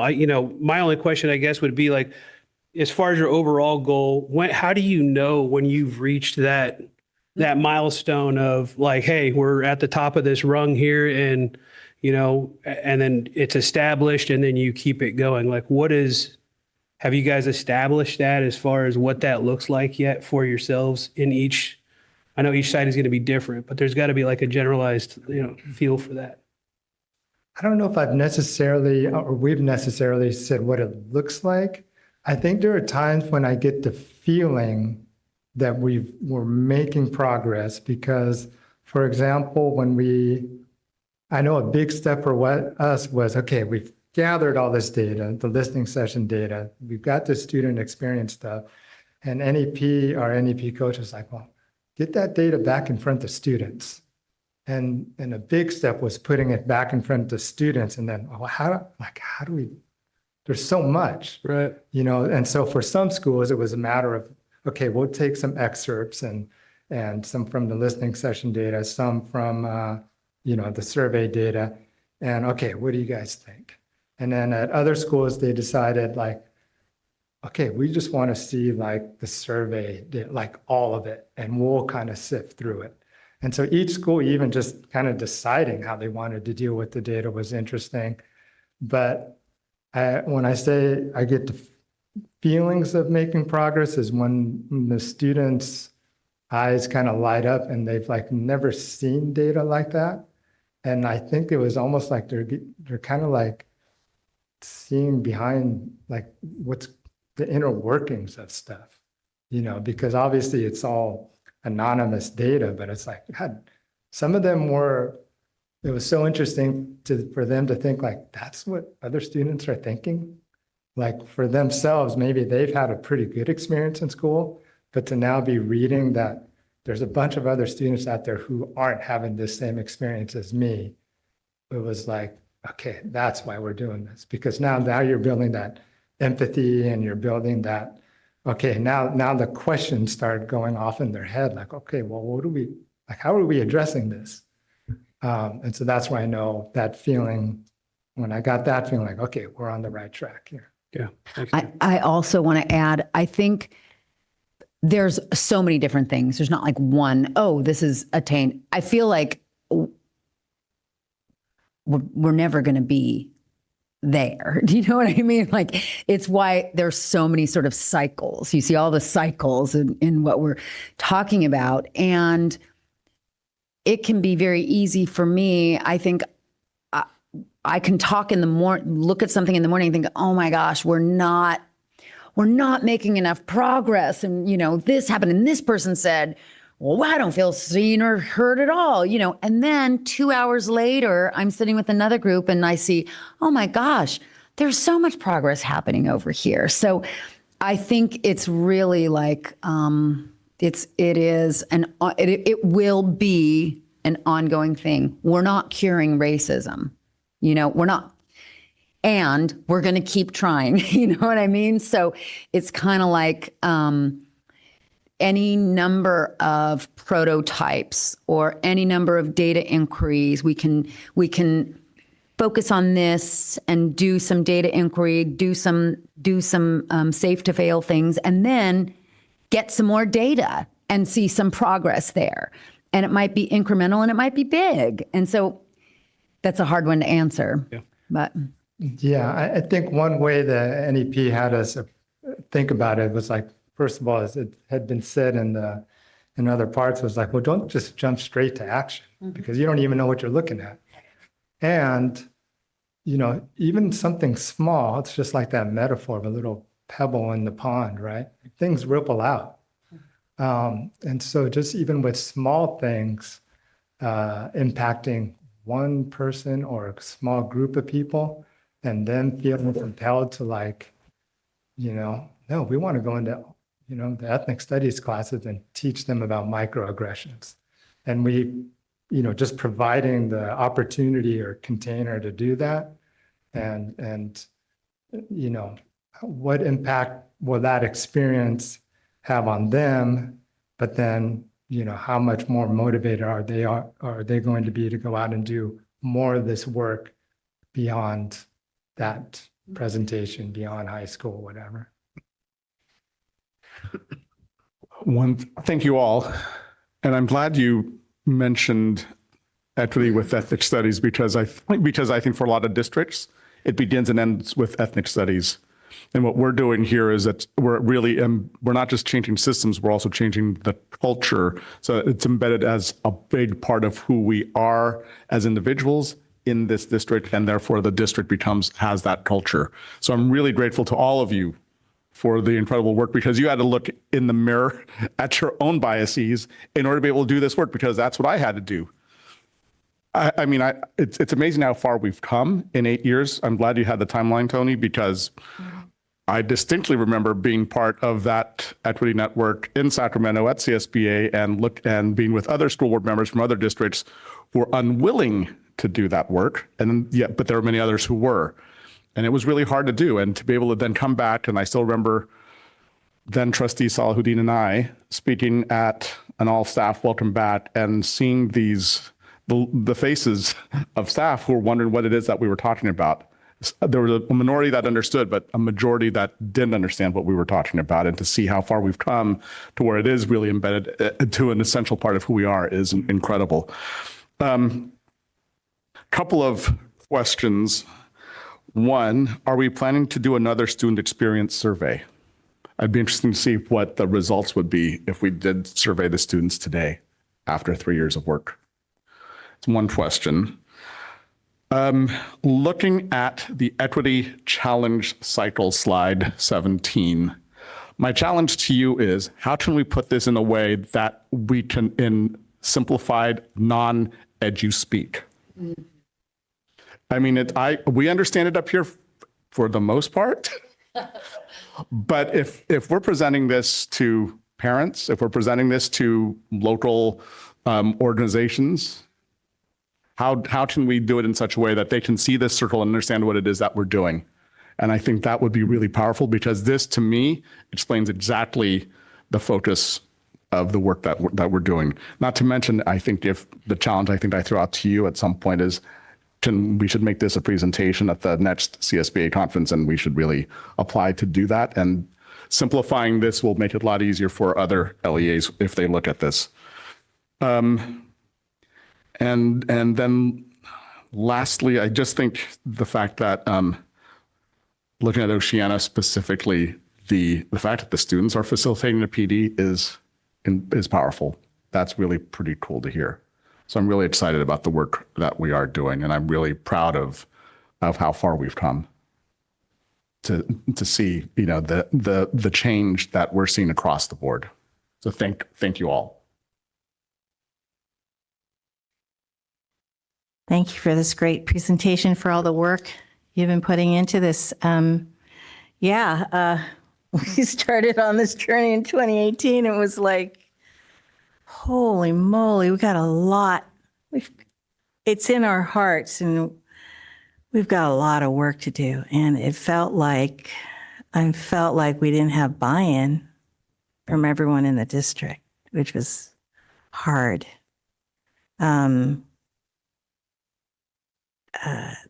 So my question is, how big is the buy-in in our district that you feel?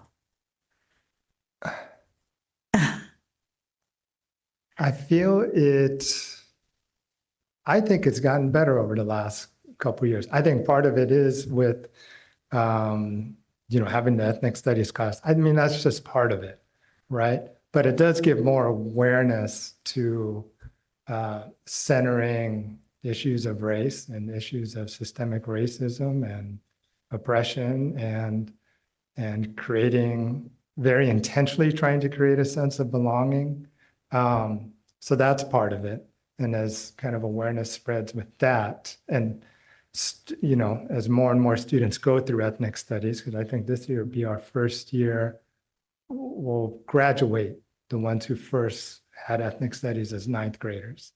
And so that's one thing to build on.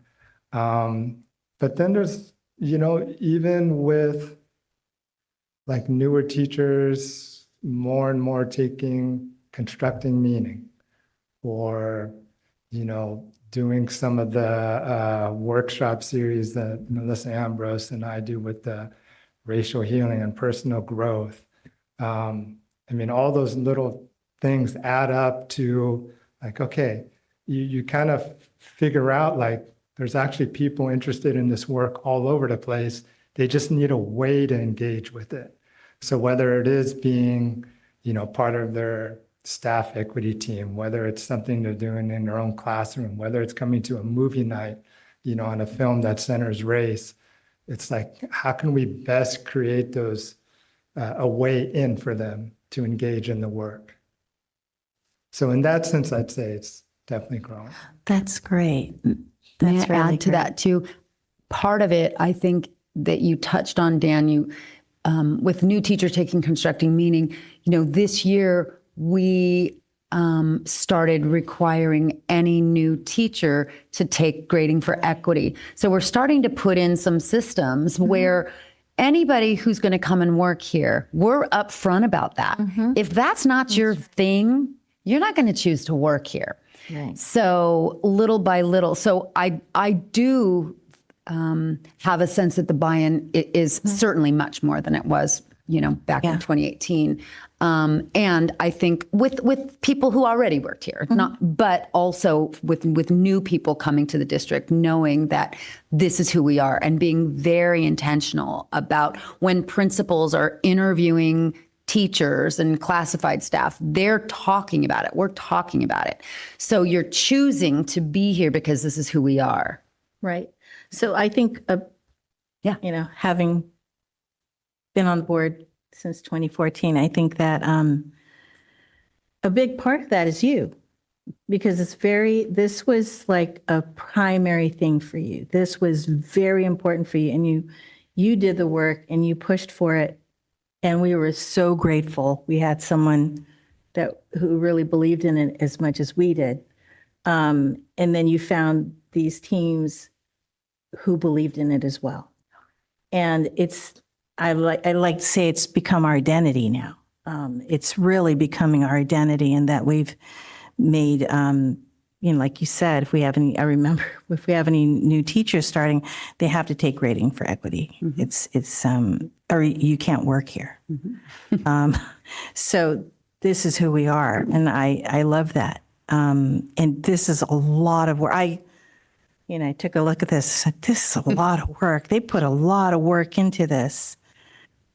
And I can't tell you how grateful I am to all of you for this. And like Trustee Lee said, that slide's powerful, but let's make it accessible. Noted. I'm like, oh, my head's spinning. But there are just so many things when you were sharing everything that, I just have these questions, and I feel like I don't want to take up all the time asking these questions, but I have them. I know. So the student equity teams, how are these formed? And then also, when they're doing the work, you have the advisor who trains them, or how does that work? That was the big challenge at the beginning, was like, okay, do we just put the word out and have hopefully kids sign up? Do we shoulder tap kids and say, I think you'd be good for this, or ask teachers, I think you'd be. It was a little bit of all of that, and it kind of depended on the school, and it was a challenge to find advisors to it sometimes, because it's an extra thing. It's an extra thing. As much as the work might be important to the person, how am I going to fit this in? And so that's why we decided to try it during flex time, because it was a built-in structure. So it's a little different at each school. Some, like Oceana and Terra Nova, they have the bigger groups that are like maybe 10 to maybe 12 students on their student equity team.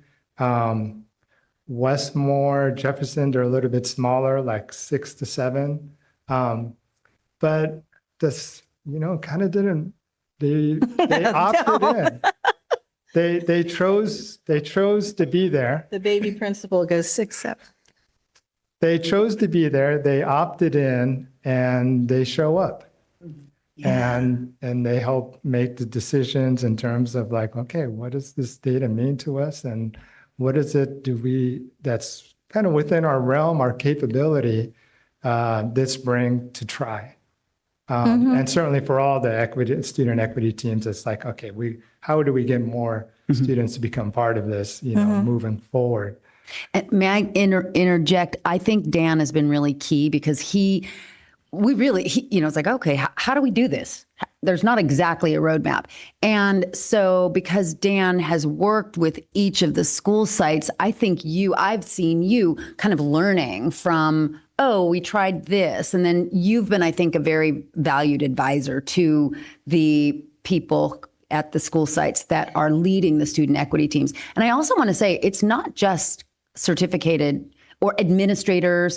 There's classified staff that are leading equity teams, student equity teams. And so I'm also really proud of that. Like, it's a super, it's very inclusive, but it's different at each side, I think. And Dan's sort of the thread that goes between the support. Yeah, along the way, I mean, I meet with each of the advisors and I help plan what's going to go on and at times help facilitate. And some a little bit more than others, because some of them want to have a little bit more facilitation than others, which is great. But along the way, especially earlier in the school year, it was like, okay, this is what they tried over at Westmore, and this is what they tried at Oceana, and just trying to keep everybody's mind open to what might work and what can we learn from each other. And at the same time, kind of making sure, like, you got to do what's good for your school,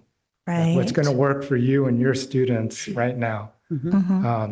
Because we were also hoping that it would be a place for students who weren't in ASB, students who weren't, in these other leadership positions. In some cases they are, but in other cases they're not. And so they weren't always necessarily used to having that sort of responsibility of, okay, we're going to put this data in front of you. What do you think what's it mean, or what are you seeing? And then what would you like to try and to make some sort of change here at the school? And so it's like, really? Like, we get to do that? And so even at first it was like, if you're not used to being listened to, then it's hard to just trust the process early on. But then again, the ones who kept showing up kind of, I guess, realized, like, okay, guess we're doing this. And again, this spring, we'll see how these different projects go.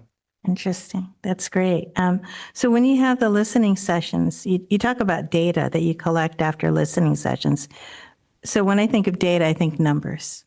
But when you say data after a listening session, it's not necessarily you gave them a survey. It's more what is the data after a listening session? Yeah, so the listening session there's different parts of the listening session. Josh Featherston and I, with the help of our NEP coaches, came up with a sort of format process in which part of it was whatever the questions were. We had them on posters around the room, and they would go around and write on it. It would give the students a chance to kind of think about things individually. And if they're writing, that's already data. Okay. And so, because you might have students who are timid or afraid to speak up, use their voice, but they'll write it, and then we take them and have what we call circle talk and have some discussion with them, and then we're recording that one. And now we're collecting data again, through the recording.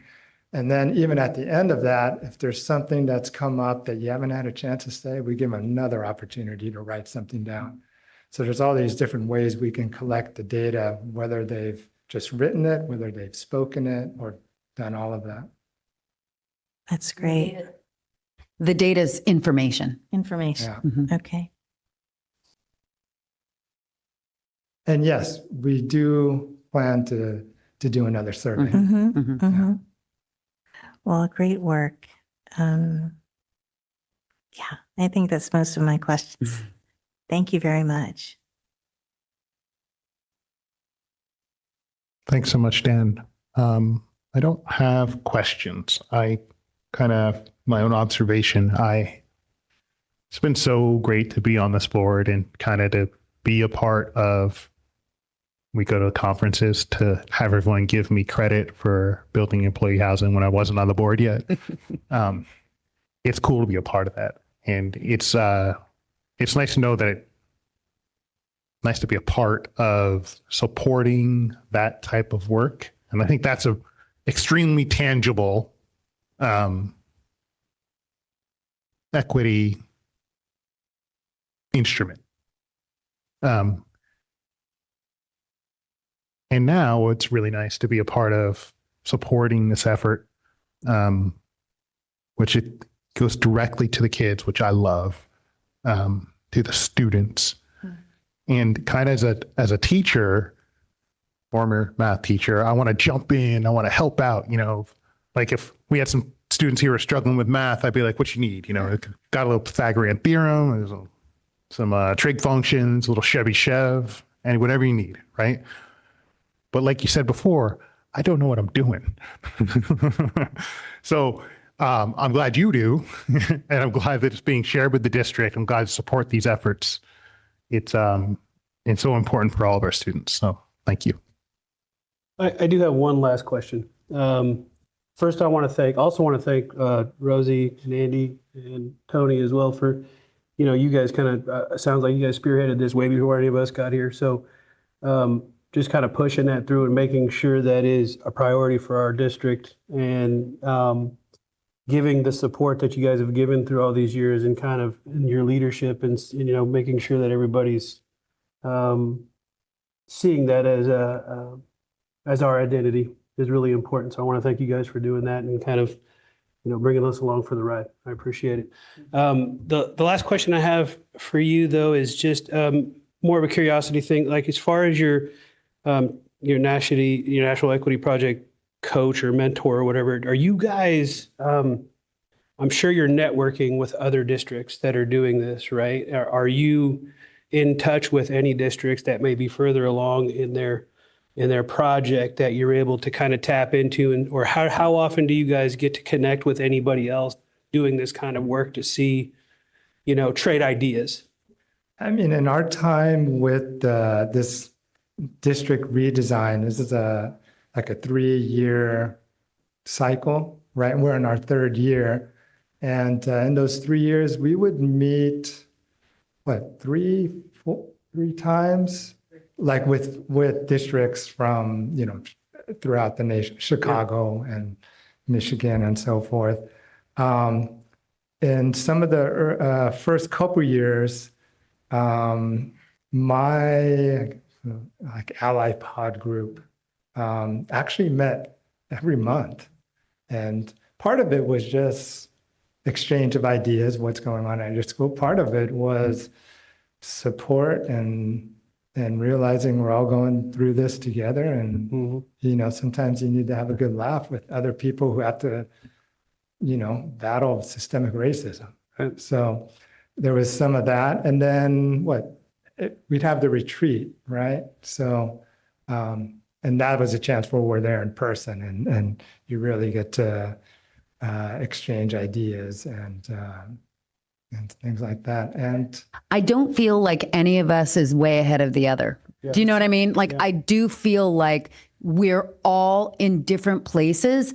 I think they came here and learned from us and were like, wow, you're doing that. We went to Santa Clara, we went to Walnut Creek, we go there and we're like, wow, you're doing that. So we're definitely seeding ideas. We're learning a lot of sort of content, for lack of a better way of putting it, content and processes from the National Equity Project. We're all there learning in these it's really great PD. And then we're all trying different things. Yeah. And so we're seeing what other districts are doing, what other schools are doing. Connections are made. There's teachers and classified staff and administrators from different school districts from around the country. And, the world is smaller. You just get on Zoom with people. So definitely, it's a really supportive thing. But I don't feel like somebody's figured it all out. And, it's more like, they tried this. I'm kind of learning from each other. Yeah, I think it's just good to know that you guys are still, at National Equity Project, that you're doing it, with the people that because we're, our community is going to be very different from a community, further down the road here in California even. So, I mean, just kind of getting those interactions are important for this project, I think. So I just kind of wanted to know what that felt like. Yeah, and one of the decisions we'll have to make is what our relationship with National Equity Project will be, after this third year. Yeah. Whether it's going to be with another network sort of cohort, or whether it's just more, our coach is just working with us more directly. Thank you guys. Yeah, we definitely want to continue partnering with them, and we're kind of figuring out what that'll look like. Sure. Thanks again, everybody. I do have one last comment, actually. Just all this made me think about what Nicole Anderson, when she did the training with us years ago, walking us through the history of public education in California and asking the question, can a system that was founded on inequities be trusted to fix itself? And I would argue from the conversation today that we sure as hell are going to do everything we can to do it. And I think we're well on our way, at least in our localized venue. Thank you. I agree. Thanks, Dan. Thank you. Thanks, Dan. And Thanks, everybody from the Equity Design team for being here tonight, too. We're on item 16A3, and I have allowed my computer to lose power. They volunteered. Oh, 16A3, that's Miss Presta. Okay. So we've got several board policy updates. They are all different, and they are all updated per CSBA's recommendations because of law change. So we can start with, I guess, board policy update BP 2120, superintendent recruitment and selection. So this policy is updated to reference CSBA's California Consultants and Leadership Search Services, which provides guidance to districts recruiting and selecting a superintendent. Additionally, policy updated to remove from the list related to the governing board search and selection process items which are rarely carried out by the board, and to add duties that a professional advisor may facilitate. In addition, the policy is updated to clarify material related to discussing, negotiating, and voting on the superintendent's contract. Policy also updated to reflect new law, SB 521, 2025, which prohibits the employment of a person as superintendent if within the past 5 years the candidate was convicted of any felony involving accepting or giving or offering to give or any bribe, conflict of interest, embezzlement of public money, extortion or theft of public money, perjury, conspiracy to commit any of those crimes arising directly out of their official duties. So updated to reflect new law and best practices. Any questions or, okay. Shall we go to board policy 3515, sex offender notification? This policy is updated to clarify that a district employee to whom sex offender information is disclosed by a law enforcement entity may only disclose the information when authorized by the law enforcement entity and in the manner authorized. Additionally, policy updated to include the purposes for which a registered sex offender's electronic mail address or username used for instant messaging or social networking or other internet identifier may be used by the district police, security department, or released to another law enforcement entity. So this was just recommended for update by CSBA. Okay, any questions? Okay. Board bylaw 9005, governance standards. This bylaw is updated to expand material related to CSBA's professional governance standards, including governing board expectations, as well as responsibilities for the board as a whole and individual board members. Any questions? Okay. And the final one is board bylaw 9270, conflict of interest. The bylaw is updated to add that governing boards are mandated to adopt a conflict of interest code and to adopt policies regarding incompatible offices and activities. Additionally, bylaw updated to denote district official as the general term for a position to which the district's conflict of interest code applies, and to reflect new law, SB 1181, 2024, and new law SB 1243, 2024, which increased the threshold to $500 for certain disclosure requirements and restrictions on accepting, soliciting, or directing campaign contributions. In addition, bylaw updated to permit any district official who in good faith believes that they may be subject to the requirements of the bylaw and has questions, is unclear, or is unsure regarding the application of the requirements of the bylaw, to seek advice from the district's legal counsel with the permission of the superintendent, board president, or majority of the board. Bylaw also updated to include ethics training required by board members who are in office as of January 1st, 2025, with the completion by January 1st, 2026, and every 2 years thereafter. Bylaws also reorganized for coherence, clarity, and consistent style. Any questions? Okay, thank you. Item 16B is student services. I see some board policies. Yes, you do. Ms. Basuino. Policy 5131, conduct. This policy is updated to reflect new law, which requires governing board by July 1st, 2026 to develop, adopt, and update every 5 years a policy to limit or prohibit student use of smartphones while at school site or under supervision and control of district employees. Additionally, this policy is updated to expand the list of prohibited student conduct to include conduct that is prohibited by law related to suspension and expulsion. First read. Any questions? Thank you. Okay.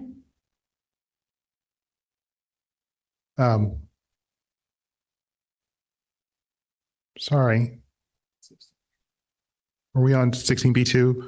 Okay, board policy 5131.7. Weapons and dangerous instruments. This policy is being updated to include school officials who are alerted to or observe any threat or perceived threat of a homicidal act to immediately report the threat or perceived threat to law enforcement and add language regarding staff training and align with staff responsibilities to report such acts. No discussion. Will you tell us about board policy 5141.4? I certainly will. This policy is being updated to align with current laws around annual staff trainings and information to be printed on the back of student ID cards.